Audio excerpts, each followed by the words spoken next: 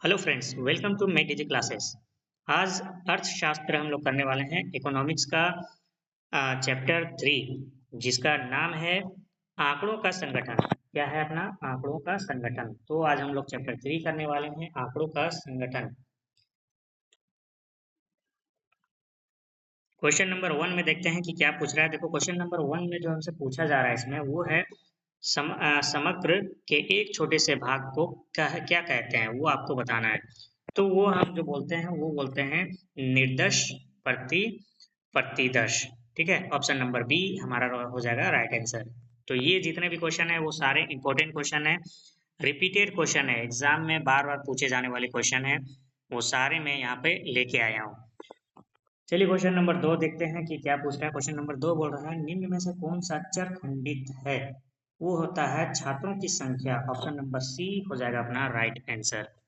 Question number 3 क्या पूछ रहा है। देखो, क्वेश्चन नंबर 3 हमें बोल रहा है तथ्यों को उनकी समस्या, तथ्यों को उनकी समानता एवं विशेषताओं के आधार पर क्रमबद्ध करने की क्रिया को क्या कहते हैं? तो हम उसको क्या बोलते हैं? वर्गीकरण बोलते हैं। क्या बोलते हैं? वर्गीकरण। ठीक है। क्वेश्चन नंबर 4 हमसे क्या पूछ रहा है। क्वेश्चन नंबर 4 जो है वो हमसे बोल रहा है जब निचली और ऊपरी दोनों सीमाओं पर विचार करते हैं तो ऐसे वर्ग कहलाते हैं।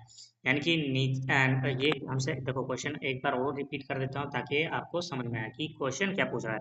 यहाँ सबसे इम्पोर्टेंट जो चीज़ होता है वो होता है कि हमसे पूछा क्या जा रहा है, उसके बाद हमें क्या करना है, उसकी आंसर देना है।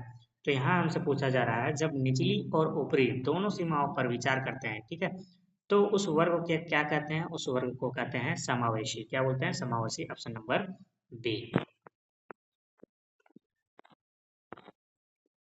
क्वेश्चन नंबर 5 देखते हैं। क्वेश्चन नंबर जो 5 है वो हमसे बोलता है कॉलमों और पंक्तियों के रूप में आंकड़ों की क्रमबद्ध व्यवस्था को कहते हैं।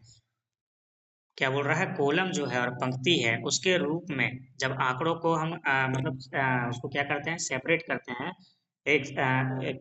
एकत्रित करते हैं, ठीक है, तो उसको क्या कहते हैं? हम लोग सारणीयन बोलते हैं। क्या बोलते हैं? सारणीयन। Option number A. Question number 6, इनमें से कौन सी सारणी बनावट के आधार पर है? तो यहाँ पर देखो चार ऑप्शन है। पहला है जटिल सारणी, विशिष्ट उद्देश्य सारणी, व्युत्पन्न सारणी, या फिर इनमें से कोई नहीं। तो इसमें हो जाएगा अपना राइट आंसर ऑप्शन नंबर ए, जटिल सारणी।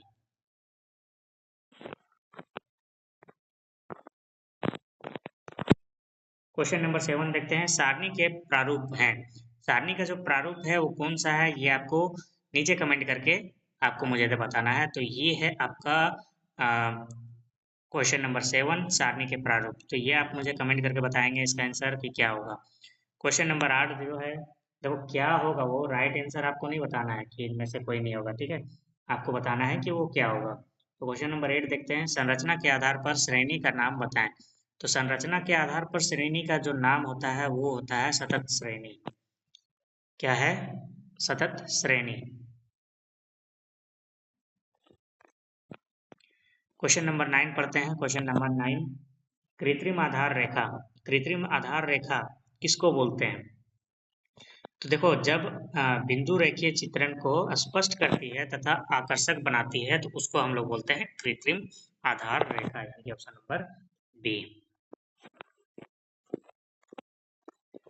क्वेश्चन नंबर 10, बहुगुण सारणी में होती है। बहुगुण जो सारणी होती है उसमें होती है एक विशेषता, दो विशेषताएं, या फिर बहुत विशेषताएं। देखो यहाँ पर क्वेश्चन से ही समझ में आ रहा है, बहु है ना, यानी कि बहुत विशेषताएं, यानी कि एक से ज्यादा। तो यहाँ पर अगर हम देखेंगे तो यहाँ पर एक दिया है, दो दिया है, और यहाँ पर बहुत विशेषताएं हैं। तो हमारा क्या हो जाएगा? ऑप्शन नंबर सी, बहुत विशेषताएं। क्वेश्चन नंबर 11 देखते हैं कि क्या पूछ रहा है। क्वेश्चन नंबर 11 जो है वो हमसे बोल रहा है दो चरों की बारंबारता वितरण को किस नाम से जानते हैं? तो उसे हम जानते हैं द्विचर वितरण के नाम से। Option number B. Question number 12 देखते हैं। सारणीयन का आधार है, जो सारणीयन है उसका आधार है ऑप्शन नंबर ए, वर्गीकरण। क्या होता है? वर्गीकरण। क्वेश्चन नंबर 13, क्वेश्चन नंबर 13 में हमसे पूछता है कि किसी समग्र में एक मद कितनी सॉरी, किसी समग्र में एक मद जितनी बार आती है उसे उस मद को कहा जाता है, क्या बोला जाता है? उसको बोलते हैं आवृत्ति। Option number D. Question number 14 देखते हैं। क्वेश्चन नंबर जो 14 है वो पूछता है कि सारणी परिमाण होता है। तो जो सारणी परिमाण होता है वो क्या होता है? वर्गीकरण होता है या व्यवस्थितीकरण होता है या प्रस्तुतिकरण होता है या फिर सारणीयन होता है? तो हमारा जो होता है वो राइट आंसर वो क्या है? हमारा सारणीयन। Option number D. Question number जो 15 है इसका आपको कमेंट करके बताना है कि क्या होगा। क्वेश्चन पढ़ देता हूँ मैं कि क्या पूछ रहा है। क्वेश्चन में जो पूछा जा रहा है हमसे वो बोल रहा है निम्नलिखित श्रृंखला 10 से 14, 15 से 19, 20 से 24, 25 से 29 है, क्या है? ये आपको कमेंट करके नीचे हमको मुझे बताना है। तो चलिए क्वेश्चन नंबर 16 की तरफ बढ़ते हैं। क्वेश्चन नंबर 16 में पूछता है वह संख्याएं की श्रेणी जिसमें एक वर्ग की उच्च सीमा दूसरे वर्ग की निम्न सीमा होती है वो उसे क्या कहते हैं? उसको बोलते हैं अपवर्जी श्रेणी। क्या बोलते हैं? अपवर्जी श्रेणी। Option number D. Question number 17। Question number 17 जो है वो हमसे बोला जा रहा है एक दिए गए विस्तार विशेष के अंतर्गत सभी संभव मूल्यों को लेने वाले संख्या की श्रेणी को कहते हैं, उसको बोलते हैं सतत श्रेणी। ठीक है, ये ऑप्शन नंबर सी।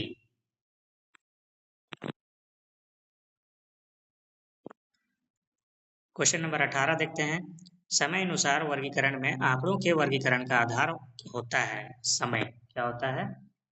समय होता है। जब आंकड़ों का हम क्या करते हैं वर्गीकरण करते हैं वो किसके आधार पे होता है?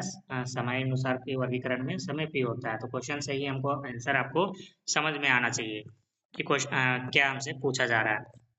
क्वेश्चन नंबर 19 पढ़ते हैं। देखो क्वेश्चन नंबर 19 जो है वो हमसे पूछ रहा है वर्गीकरण आंकड़ों का व्यवस्थित करने की प्रक्रिया को क्या कहते हैं? उसे हम बोलते हैं विभिन्न वर्गों से संबंध तथ्यों के समूहन की। तो वो हमारा क्या हो जाएगा? ऑप्शन नंबर डी, विभिन्न वर्गों से संबंध तथ्यों के समूहन की।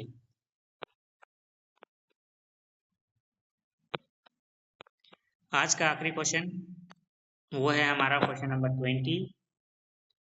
भौगोलिक वर्गीकरण का आशय आंकड़ों के वर्गीकरण से है, वो क्या है हमारा? ऑप्शन नंबर बी है स्थान के अनुसार। किसके अनुसार है?